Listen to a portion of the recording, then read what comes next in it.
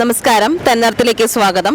July 1 മുതൽ ഭാരതീയ ന്യായ സംഹിത എന്ന പുതിയ നിയമത്തിന്റെ കീഴിലാണ് രാജ്യം. ഇന്ത്യൻ ശിക്ഷാ നിയമത്തിന്റെ കാലത്തിനൊത്ത് നവീകരിച്ച പുതിയ രൂപം രാജ്യത്ത് എത്രമാത്രം ജനസമ്മതമാണെന്നും പ്രതീക്ഷകൾ നൽകുന്നുവെന്നും നമുക്ക് ജനങ്ങളോട് ചോദിച്ചറിയാം. ബ്രിട്ടീഷ് സംസ്കാര കാലത്ത് നിലനിന്നിരുന്ന നിയമങ്ങൾ, ആ നിയമങ്ങൾ മാറ്റി എഴുതുവാൻ ഇത്രയും കാലത്തിനപ്പുറത്തേക്ക് പണ്ട് കാലത്ത് ഒരു വീടിനകത്ത് മാത്രം ഒതുങ്ങിയിരുന്ന പെൺകുട്ടിയാണെങ്കിൽ ഇന്ന് അങ്ങനെയല്ല. ഇന്ന് ആ കുട്ടി ഇത് പഴയ ഓൾഡ് മങ്ക് പുതിയ ഓൾഡ് കുപ്പിയിലേക്ക് ആക്കുന്നു എന്ന് പറയാനുള്ള വ്യത്യാസം മാത്രമേ ഉള്ളൂ.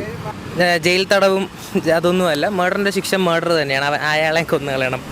നമ്മുടെ ഇപ്പോഴത്തെ തലമുറയിൽ ജീവിക്കുന്നവർക്ക് വേണ്ടിയിട്ടുള്ള അവരെ സപ്പോർട്ട് ചെയ്യുന്ന തരത്തിലുള്ളൊരു കാര്യങ്ങളാണ് വന്നിരിക്കുന്നത്. കാരണം മുൻപ് കാലത്ത് താമസിച്ചിരുന്ന ടൈമിലുള്ളവർക്ക് അന്നത്തെ കാലത്ത് ആ ഒരു ഇത് മതിയായിരുന്നു, അന്നത്തെ ആ ഒരു നിയമം മതിയായിരുന്നു. പക്ഷേ ഇന്നത്തെ കാലത്തിൽ ജീവിക്കുമ്പോഴത്തേക്ക് അതിനകത്ത് പണ്ടത്തെ ജീവിത രീതിയെ അപേക്ഷിച്ച് ഒരുപാട് കാര്യങ്ങൾ വ്യത്യാസമുണ്ട്. അതുപോലെ സ്ത്രീകൾ പണ്ട് ആണെങ്കിൽ ജോലിക്ക് പുറത്ത് പോകുന്നില്ല, പക്ഷേ ഇന്നാണെങ്കിൽ ഒരുപാട് സ്ത്രീകൾ പുറത്ത് പോയി ജോലി അനുഭവിക്കുന്നുണ്ട്. അപ്പോൾ അവർക്ക് വരുന്ന ബുദ്ധിമുട്ടുകളും പ്രയാസങ്ങളും ഒക്കെ നേരിടാൻ വേണ്ടിയിട്ട് തീർച്ചയായിട്ടും ഇങ്ങനൊരു നിയമം വരുന്നത് നല്ലത് തന്നെയാണ്. അതിനോട് പൂർണ്ണമായി ഞാൻ യോജിക്കുന്നു. പക്ഷേ അതിനകത്തുള്ള ചില പ്രശ്നങ്ങൾ അതിനകത്ത് ചൂണ്ടിക്കാണിക്കാൻ നമുക്ക് കഴിയും. കാരണം യോജിക്കുന്നു പറഞ്ഞാൽ, കാരണം നിയമം എന്ന് പറഞ്ഞാൽ അതിന് വെറുതെ ഇമ്പോസ് ചെയ്യാൻ വേണ്ടിയുള്ളതല്ല. അത് നിയമം ലംഘിക്കുന്ന ആൾക്ക് ആ നിയമത്തിൽ ഉണ്ടാകിയ അല്ലെങ്കിൽ അയാൾ ചെയ്ത തെറ്റിനെക്കുറിച്ച് ഉള്ള കാര്യങ്ങൾ അയാളെ മനസ്സിലാക്കിപ്പിക്കുവാനുള്ള ഒരു സംവിധാനം ഉണ്ടാകണം.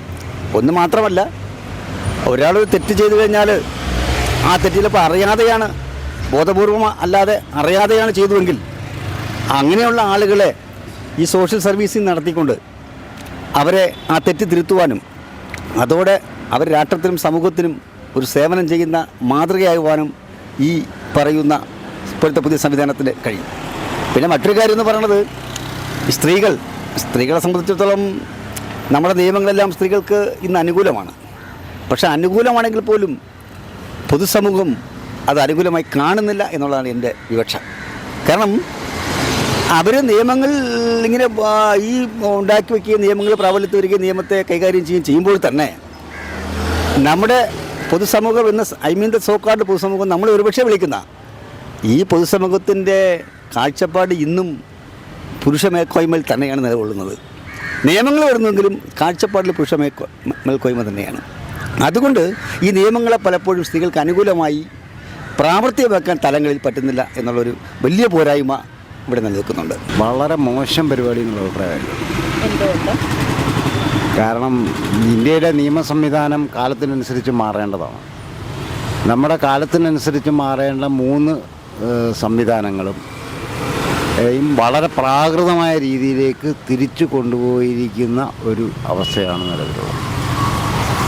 പ്രത്യേകിച്ചും നമ്മുടെ നിയമ സംവിധാനത്തിൽ തെളിവ് നിയമം, അതുപോലെ തന്നെ ഇന്ത്യൻ പീനൽ കോഡ്, ആ നിയമ സംവിധാനങ്ങളെ പാടെ ഒരുതരം മനുസ്മൃതിക്ക് തുല്യമാക്കുന്ന തരത്തിൽ എഴുതി കുത്തിക്കുറിച്ച് വരച്ച് കുറിച്ച് നശിപ്പിച്ച് കൊച്ചുകുട്ടി ഒരു നല്ല പുസ്തകം മഹാഭാരതം കൊച്ചുകുട്ടി എങ്ങനെ കൈകാര്യം ചെയ്യും, ആ തരത്തിൽ ഇന്ത്യൻ പീനൽ കോഡിനെയും ഇന്ത്യൻ നിയമവ്യവസ്ഥയും മാറ്റി തീർത്തിട്ടുണ്ട്. എനിക്ക് അതിനെപ്പറ്റി വ്യക്തമായ അഭിപ്രായമുണ്ട്.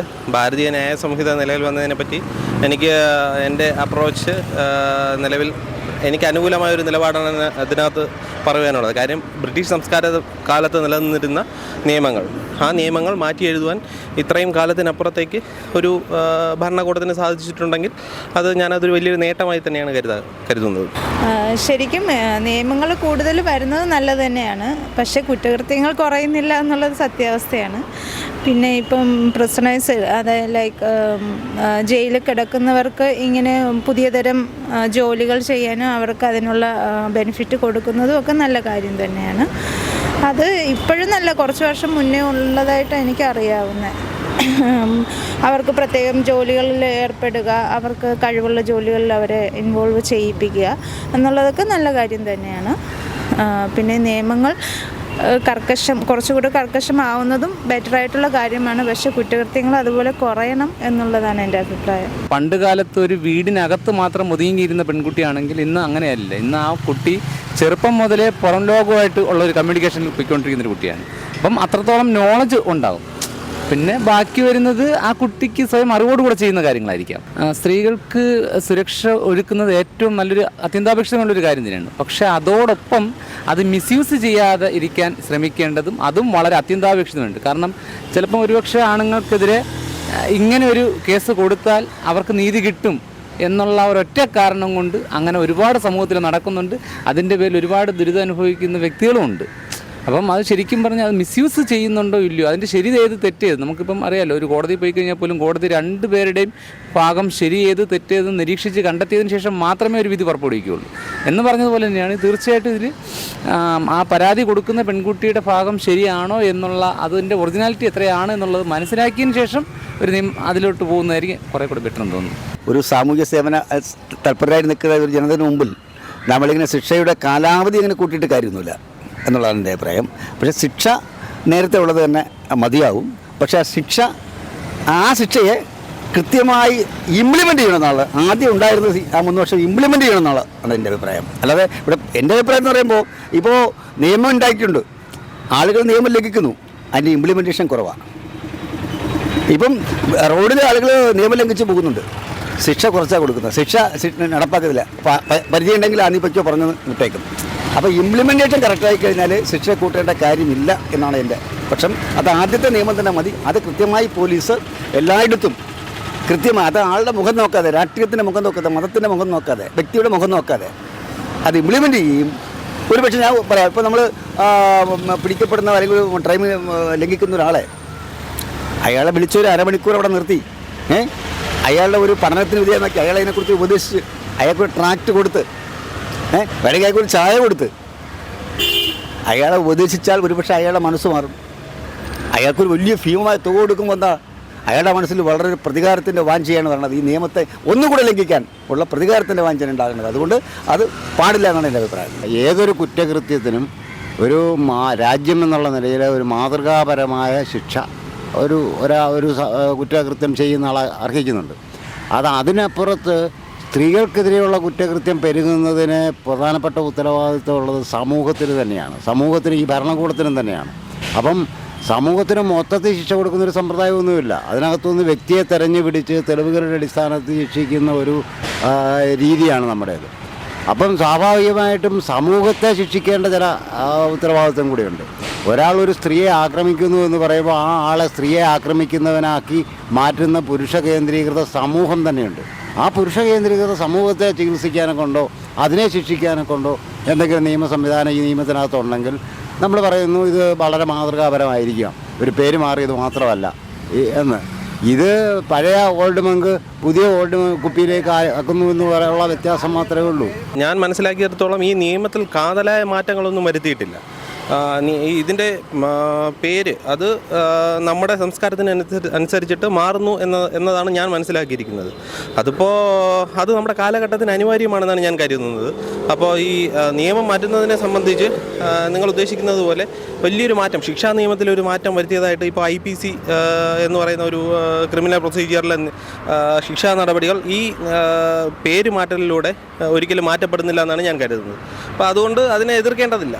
പല കുറ്റങ്ങൾ ചെയ്യുമ്പോഴും ജസ്റ്റിസ് ഡെലിവർ ആവുന്നില്ല. അപ്പം ഇതേപോലെ കുറ്റം ചെയ്യുന്നതിന് അതിൻ്റേതായ ശിക്ഷ കൊടുക്കണം. ഇപ്പം ഞാൻ പറഞ്ഞ പോലെ ഇപ്പോൾ ഒരു മർഡറിൻ്റെ ശിക്ഷ ജയിൽ തടവും അതൊന്നുമല്ല. മർഡറിൻ്റെ ശിക്ഷ മർഡർ തന്നെയാണ്. അയാളെ കൊന്നു കളയണം ഇഫ് പ്രൂവൺ ഗിൽറ്റി. സോ നല്ല അഭിപ്രായം. ഈ പുതിയ നിയമം IPCയുടെ പോരായ്മകളെ മറികടക്കാൻ പര്യാപ്തമാണെന്ന് തോന്നുന്നുണ്ടോ? പോരായ്മകളെന്ന് വെച്ചാൽ ഇപ്പം ശിക്ഷ കൊടുക്കുന്ന രീതി വളരെ മറ്റേ ഒരുമാതിരി കുറവായിരുന്നു. അപ്പോൾ കൂട്ടിയത് നല്ലതാണ്, അതുകൊണ്ട് നല്ലതാണ്. ശിക്ഷയുടെ കാലാവധി കൂട്ടുന്നത് കൊണ്ട് ഒരു കുറ്റകൃത്യവും ഇല്ലാതാവുന്നില്ല.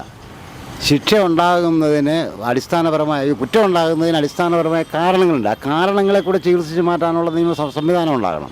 ഇപ്പം തൻ്റേതല്ലാത്ത കാരണം കൊണ്ട് അല്ലെങ്കിൽ മനഃപൂർവ്വമല്ലാതൊരു നരഹത്യ ഉണ്ടാകുന്ന ഒരു കുറ്റകൃത്യമാണ് സാധാരണ ബസ് ആക്സിഡൻറ്റ് അല്ലെങ്കിൽ വാഹനാപകടത്തിലുണ്ടാകുന്നത്. അപ്പോൾ അങ്ങനെ ഒരു കുറ്റകൃത്യം ഉണ്ടാകുമ്പോൾ ആ കുറ്റകൃത്യത്തിൻ്റെ ഉത്തരവാദിത്വം ഇവിടുത്തെ ഭരണകൂടത്തിനും സമൂഹത്തിനും കൂടിയുണ്ട്. ഒന്ന്, നമ്മുടെ നല്ലതല്ലാത്ത റോഡ്, അതിൻ്റെ ഉത്തരവാദിത്വം ഭരണകൂടത്തിനും സമൂഹത്തിനുമുണ്ട്. നമ്മുടെ ഡ്രൈവർമാർക്ക് എന്താണ് ഡ്രൈവിംഗ് എന്ന് അറിയില്ല എന്ന് പറയുന്ന യാഥാർത്ഥ്യമുണ്ട്.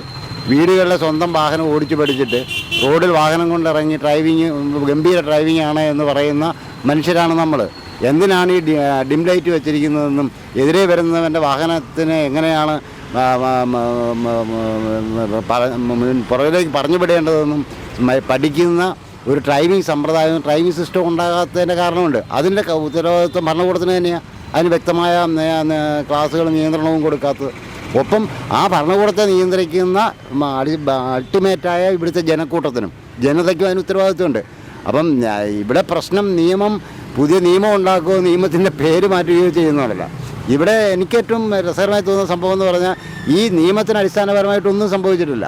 നിയമത്തെ കാലാനുസൃതമായ ഒരു പരിഷ്കരണത്തിനും വിധേയമാക്കിയിട്ടില്ല. പകരം ആ കുപ്പിയൊന്ന് മാറ്റി പുതിയൊരു ലേബൽ ഒട്ടിച്ച് വെച്ചു. അതെന്ന് പറഞ്ഞാൽ ലോകമെല്ലാം അംഗീകരിക്കുന്ന ഇംഗ്ലീഷ് പേരിൽ നിന്ന് അതിനെ സംസ്കൃതത്തിൻ്റെ പേരിലേക്കോ ഹിന്ദി പേരിലേക്കോ മാറ്റി എന്ന് പറയുന്ന ഒരു വളരെ എന്ന് പറഞ്ഞാൽ എന്താ പറയുക ഉപരിപ്ലവമായ ഒരു നിലപാട് സ്വീകരിക്കുക മാത്രമേ അതിനകത്ത് ചെയ്തിട്ടുള്ളത്. ഇത് സത്യത്തിൽ ഇതിനെക്കുറിച്ച് ചർച്ചയ്ക്ക് പോലും പ്രസക്തിയില്ല എന്നാണ് എൻ്റെ അഭിപ്രായം. കാരണം ഇത് ഞാൻ പിന്നെ നിയമം അനുസരിക്കുന്നത് എന്തിനാണെന്ന് ചോദിച്ചാൽ ഈ നിയമം ശരിയായതുകൊണ്ടല്ല ഞാൻ നിയമം അനുസരിക്കുന്നത്. എനിക്ക് നീതി നടക്കണമെന്ന് ആഗ്രഹമുള്ളതുകൊണ്ടാണ്. നീതിയോടെ ബഹുമാനമുള്ളത് കൊണ്ട് നിലവിലുള്ള നിയമം തെറ്റാണെങ്കിലും ചിലപ്പോൾ ഞാൻ അനുസരിക്കുന്നു എന്നുള്ളതേ ഉള്ളൂ. അതിന് വഴങ്ങിക്കൊടുക്കുന്നു. അനുസരിക്കുന്നു എന്ന് പറയാൻ പറ്റില്ല, അതിന് വഴങ്ങിക്കൊടുക്കേണ്ടി വരുന്നു. അത് നീതി സമൂഹത്തിൽ നടക്കണമെന്ന് ആഗ്രഹമുള്ളതുകൊണ്ടാണ്. അല്ലാതെ ഈ നിയമം ശരിയാണെന്നോ ഈ നിയമത്തെ അംഗീകരിക്കുന്നെന്നോ ഈ സംവിധാനത്തെ അംഗീകരിക്കുന്നെന്നോ അതുകൊണ്ട് അർത്ഥമില്ല. ഞാൻ അംഗീകരിക്കുന്ന സംവിധാനം തുല്യത, ഇക്വാലിറ്റി. അവിടെ സ്ത്രീയില്ല പുരുഷനില്ല, സസ്യങ്ങൾക്കും ജന്തുക്കൾക്കും എല്ലാം തുല്യമായ ഒരു ഇടം, ആ ഒരു കമ്മ്യൂൺ, അതിനെയാണ് ഞാൻ അംഗീകരിക്കുന്നത്. അതാണ് നമ്മുടെ സ്വപ്നം.